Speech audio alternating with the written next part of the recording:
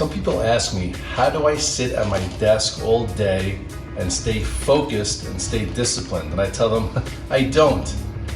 Because like you get up at 4:45, how could you have your brain power to execute with confidence in a plan if you sit at your desk all day? I'm like, well, I don't. You know what I do? I get up at 4:45, I put my entire game plan together, I write it out in a note, I do about 20 different charts, I do a video to Redler All Access in the virtual trading floor, I then trade from 9:30 to about 11:30 and I talk on the radio, but at 11:30, you know what I do?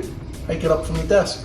I go home now because we're in a pandemic and I have a Peloton at home, and I go home and I work out for an hour. I use my Peloton, I go in the sauna, and I really just burn off the morning for 2 hours. But then people are like, oh my God, what do? You're away from your desk. What if you miss things? I'm like, stop with the FOMO, guys.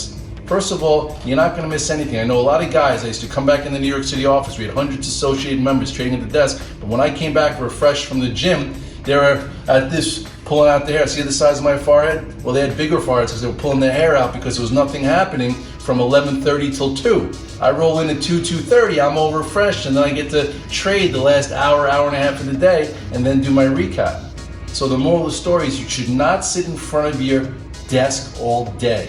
You shouldn't be there intraday. Then like, well, what if you miss something? Like, okay, so for the one time or 2 times you're gonna miss something by not being at your desk that one day, the other 4 days, you're keeping your mental sanity. You're keeping your brain capital fresh so you can do this day in, day out, week in, week out. You have to have your balance, otherwise you're never gonna be able to execute your process with conviction and confidence, and your routine will never be one that you love because you're gonna burn yourself up.